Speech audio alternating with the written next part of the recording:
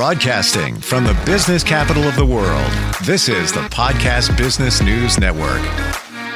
And welcome back, everybody. A lot of us as parents, a little challenged knowing that our kids are watching certain things on TV, looking at social media, certain types of video games and such. So refreshing to see a great book come along where there's life lessons, there's lessons about the environment, other species, and just a great book. It's called Jack Sprout. And we have the author of the book today, Jack Wayne Shoop, joins us on the program. Live and direct today from Hawaii. How are you? Hey, I'm doing fine. Hello out there.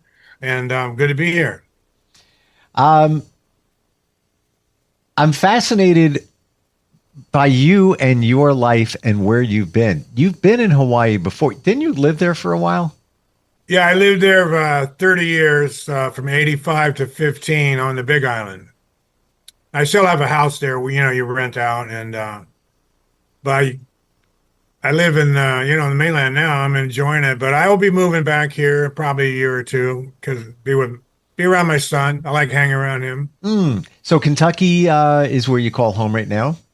Yeah, Kentucky is beautiful. I'm going to miss it. The green pastures and the people and just green pastures, man. I can't ask for more than just acres and acres of green grass.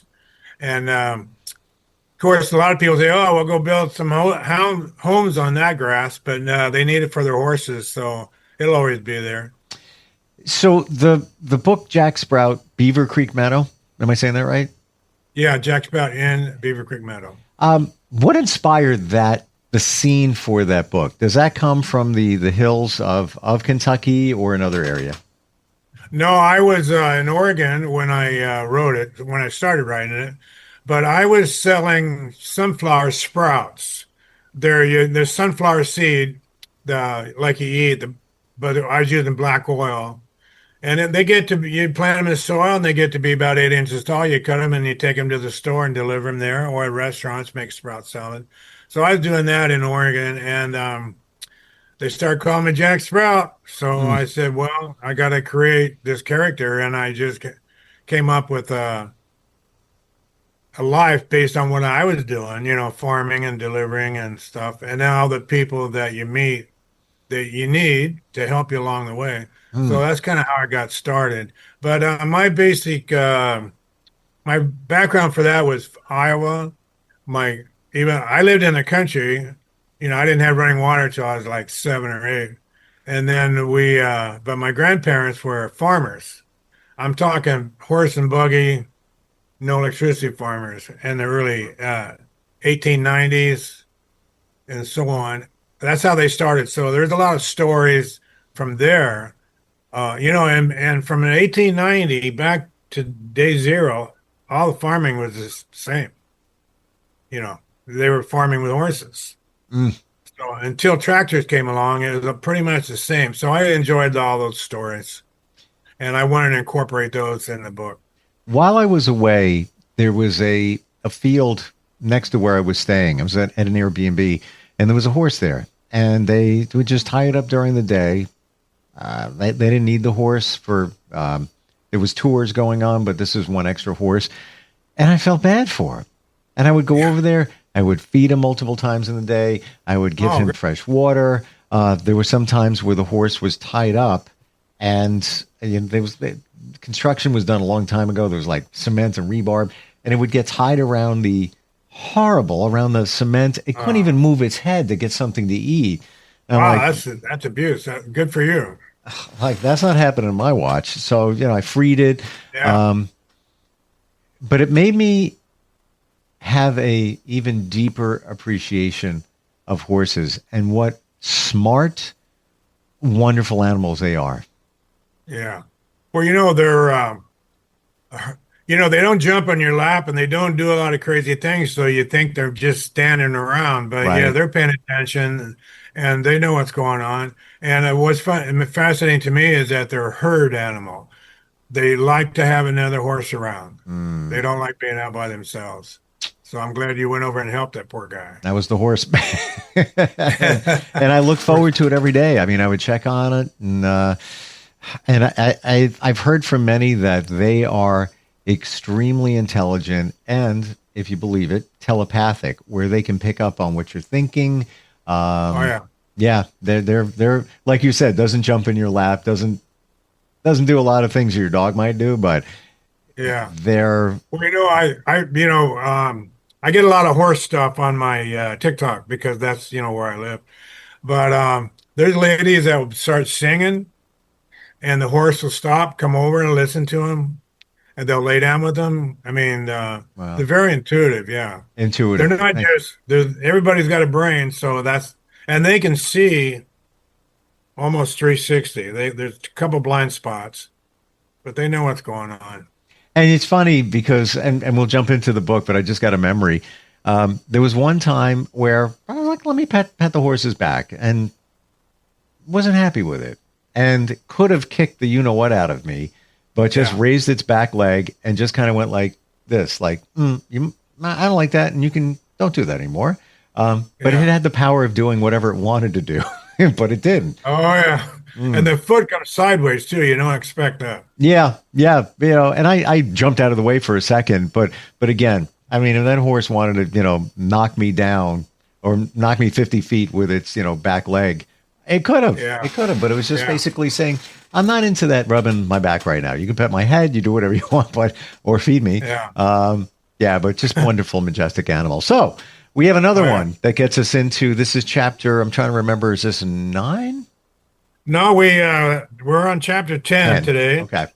I think you're gonna like this, and you wanted some action, so you might like this. Let's dig on in. Okay, I just want to let everybody know that I'm in Honolulu at my son's ulu chip factory, where they take breadfruit that's grown around the equator around the world and turn it into hummus Mm. and ulu chips.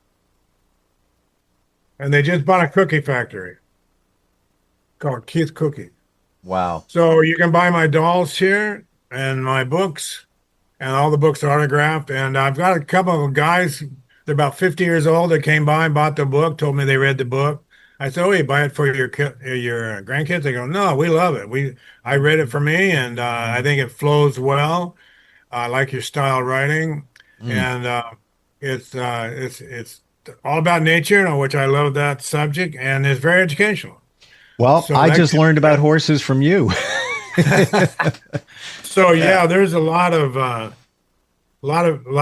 different age groups love this book. So I'm going to read chapter 10 today. This is a story of Red-tailed McAllister. Are you ready? Let's do it. In chapter 9, I visited Aunt Jerry and Uncle Dale's honey farm. I saw their honeybee squadron. They really scared me the first time I saw them. Now that I know how important they are to our plants, I really like them. Of course, I still stay out of their way. I had planted the seeds that I got from barley and Irish miller in the fresh soil fertilized by early worm. Since I was now a part of the community, I wanted to hear some of the stories of Beaver Creek Meadow.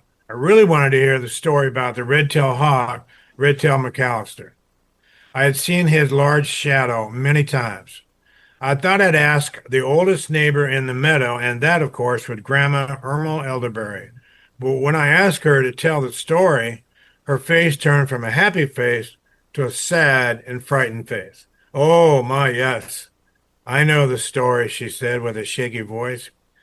"I know it very well, but I don't ever want to repeat it. Redtail is a friend of the meadow, but he scared the life out of me once. Please ask someone else." "Okay, Grandma," I said. "I'm sorry to frighten you." I asked Fred Beaver, and he told me the same thing. "Yeah, I know the story, but I don't want to tell it around the kids. They're too young, and you'll have to ask someone else." "Wow, it must be a really wild story," I said. "No one wants to tell it." "It's a wild one, all right," said Fred. "I thought you said Sawdust Miller would tell you the story someday." "That's right, he did. I'll go see him." But when I asked Sawdust Miller, he told me to go see Captain Barry. "Captain Barry was on the docks that fateful day and saw everything," said Sawdust. I was home in my redwood tree and only heard about it. Let me tell you, it wasn't pretty. Go see Captain Barry. He's not afraid to tell a story. Thanks, Sawdust. I'll go see the captain. I went down to the dock and found a friendly brown bear, Captain Barry, sitting on one of his favorite tugboats, the little dude. Hey, Jack Sprout, how you doing? I've come down to ask you to tell me a story, I said. Hey, that sounds like fun. Which one do you want me to hear? The one where I rescued 5 sailors one day? Or when I saved 2 boats on Big River after they had broke loose? No, I shouted. The one about Redtail McAllister, the red-tailed hawk. Whoa. Say, you don't mess around. That's the best story ever to come out of Beaver Creek Meadow. Yeah, I'll tell you the story of Redtail McAllister. It was a scary lesson to learn and one we all need to remember. Let's go see High Mountain Harry so he can help me tell the story.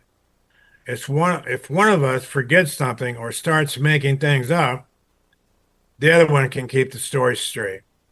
Wow, that's great. 2 storytellers. I showed up at the dock the next morning just as the sun peeked over the northeast forest.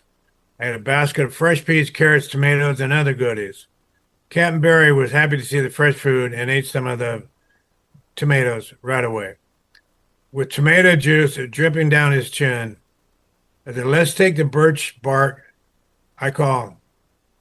canoe, I call Tippy, and go as far as we can up Westside Creek. When it gets too narrow or rocky, we'll tie up and go the rest of the way on foot. Since I'm the captain, you'll have to paddle. It'll be upstream against a strong current, but you look strong enough. Is that okay? That sounds good for you.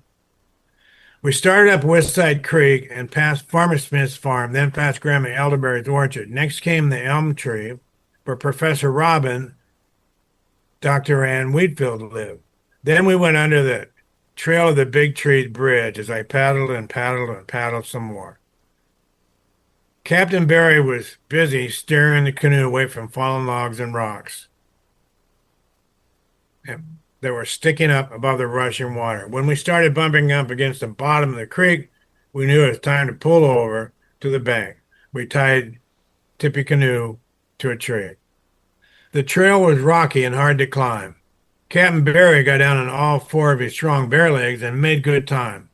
I didn't go as fast as I only had 2 legs. Besides, I had to carry the food basket. We finally made it to the cave of the old white-haired goat, High Mountain Harry. We called out several times before Harry stuck his head out of his rocky cave. What are you doing up here? What do you want? Why are you bothering me? He growled. I didn't say a word. I let the captain do the talking. Oh, calm down, Harry, said Captain Barry. We came up here to keep you company. I don't want any company, Harry snorted. I live up here because I like it that way, nice and quiet. Only me, the rocks, the wind, and a few high-soaring birds. Or we came up here to talk about one of those birds, Redtail McAllister. Redtail McAllister? Look out. Where is he? Is he coming? Is he with you? No. Don't worry, Harry. He's not with us. We need to tell Jack Sprout about the time he scared the life out of us. Oh, that story. Sorry, I got a little shaky there, said Harry. I like Redtail all right, but he's always after me to keep my trails cleared. I don't like visitors much, so sometimes I let the trails become blocked with rocks. No problem for me, but it keeps those weak in the knees away, you know. Oh, well, okay, I'll help you tell the story. Did you bring me any food? We sure did, I said. Fresh off the farm. Then let the storytelling begin, said Harry. First, we need to say how these mountains, valleys, forests, woods, creeks, wetlands, and meadow looked before that fateful day, started Harry. Too many trees were being cut down for heating our homes and cooking. There was lots of bare patches of mountainside with no tree roots. When the heavy rains came, the water pushed the loose soil and limbs down into the streams and creeks. Yeah, that made it tough to steer my boats, and the fish couldn't swim around, added Captain Barry. Plus, the smoke from the fires clouded up the sky. It was hard to breathe, and it even hurt your eyes. On some days, it was so bad I couldn't see the meadow from my cave. Even the rainbows were dirty, added Harry. Also, farmers were plowing up their fields, leaving the topsoil unprotected. A lot of good soil just blew away. All that dust made it hard for the bees to get their nectar and spread the pollen around. The flour mill dumped old flour in the creek, making the fish sick and polluting our clean, clear creek. The trash wasn't being taken to Early Worm's farm. Whoa, I broke in. That sounds terrible. What was everyone thinking? Well, I guess we weren't thinking, said Captain Barry. Redtail McAllister sure didn't like what was happening. You know about his dives. He has one for every reason. He made up some new dives just to show us what we were doing to the meadow. He got our attention with a low, wounded wing flutter dive through the heart of the meadow. When the smoke was really bad, he made screeching coughing noises with a wobbly upside down dive over the treetops. His swooning dives over the bare mountainsides and the splash tides in the dirty creeks always got our attention. We knew what the dives meant, and he was right, piped in Harry, but we didn't think it was that serious. Redtail would lose his patience and be gone for weeks at a time. He didn't want to watch his beautiful high mountain meadow treated without respect. There was talk about making things better, but nothing ever changed. We just thought that's how we were supposed to live. That's kind of where it goes when nobody tells you anything, right? You just keep going. Boy, were we ever wrong, shouted Captain Barry. Redtail McAllister had all he could stand. He had enough of clogged streams, smoky skies, mountain mudsides. He was steaming mad, hopping mad, and we were in for it. It happened late one summer afternoon, began Harry, during a colorful but hazy sunset over the west woods. Some of us were in our homes, and some were working or walking around the meadow.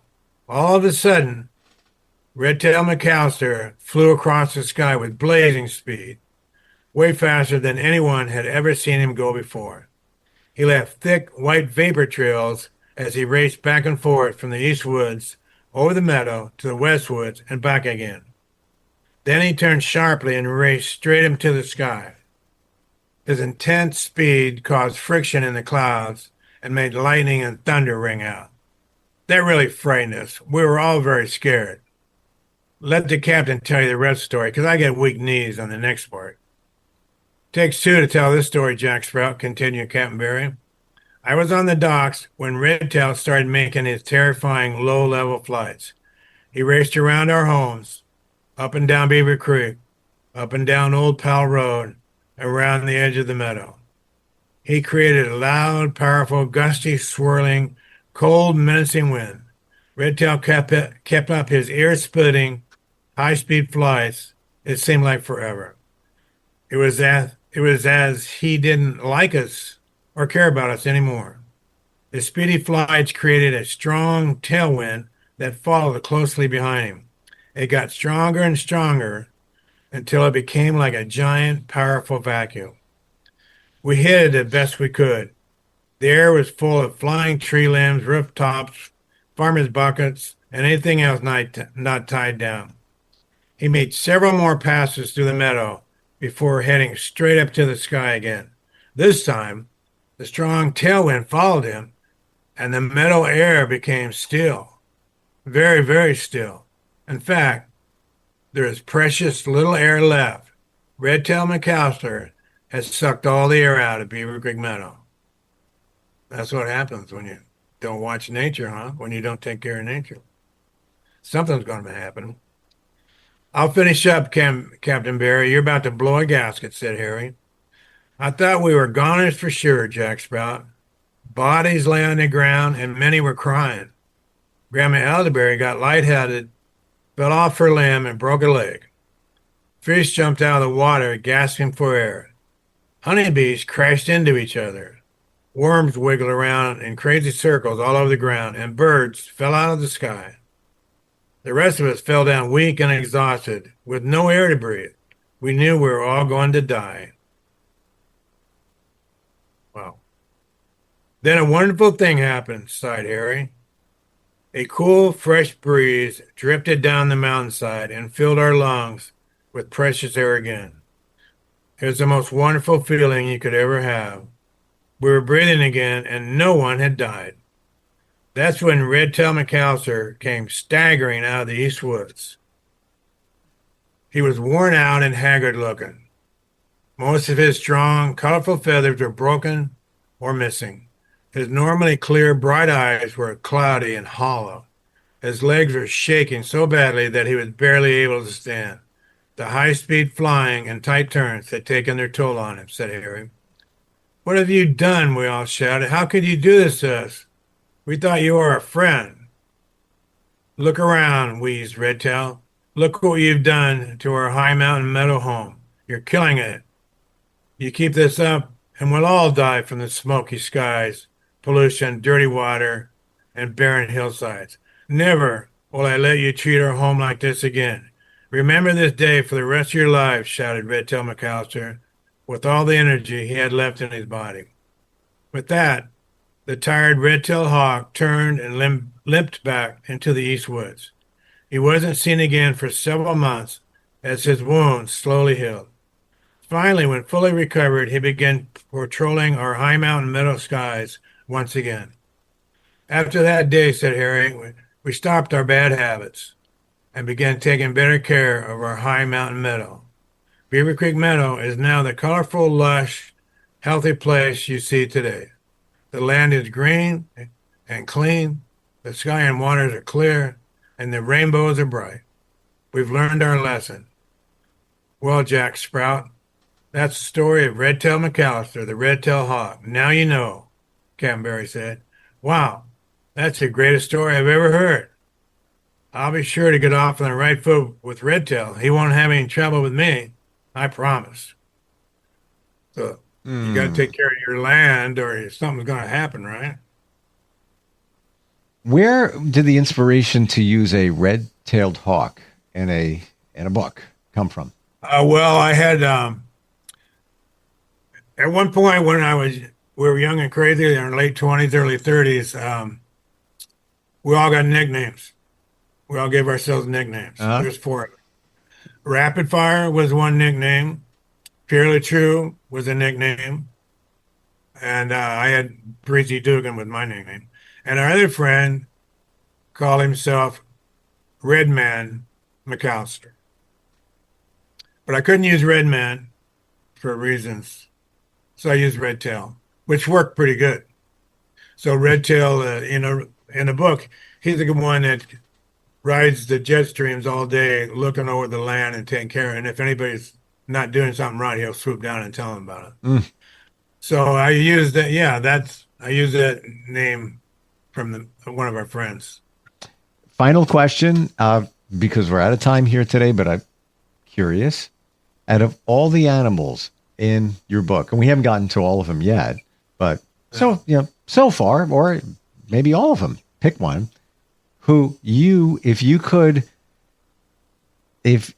change who you are and be that animal, which one would it be? It would be Jack Sprout. Is that fair? You want another one? Another answer? Because Jack Sprout does what I do. I go around and watch other people work and find out what they're doing and relate to it that way. Gotcha. Yeah. And I like to be a friend to several different people, but I'm not their best friend, but I'm an okay friend. You know what I mean? Yep. So, that's what I would do. I get you. It's almost like you got your hands in every pot. Yeah. Yeah. Wow. You learn a lot, but you don't have to do that. But see here, I'm packaging, I'm cleaning, I'm cutting, I'm stacking. Yeah. So it's, I'm learning, I like to do different stuff, but I'd probably be Jack Sprout. Yeah. Well, yeah, in a way, that's your meadow at the moment where you are now. Right. That's right. That's Love the book. Just good stuff in there. JackSprout.com. I know that you would entertain even licensing of the character or its likeness. Just you saying that. Oh, look at that. Ulumana is the name of this company.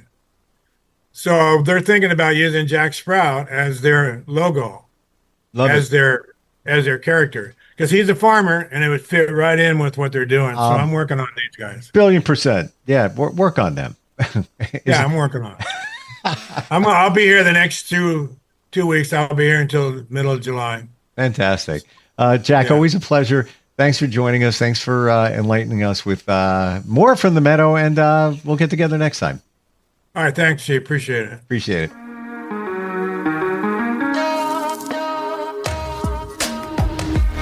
Broadcasting from the business capital of the world, this is the Podcast Business News Network. Hi, this is Terry Crews, actor, former football player, game show host, father of 5, and all-around big dude. I'm also an expert on drama. I know all kinds of drama. There's the good kind that comes with having a house full of kids. There's the bad kind like season-ending injuries. There's the necessary kind like having an agent in Hollywood. And there's silly drama like the drama around my percolating pectorals. And then there's the drama you can skip. Skip the drama that comes with not having your high school diploma or equivalency. Find free adult education classes near you and finish your high school diploma. Visit finishyourdiploma.org. Or text diploma to 97779. Message and data rates may apply. Reply STOP to opt out. That's diploma to 97779. And leave the drama to actors like me. Brought to you by the Dollar General Literacy Foundation and the Ad Council.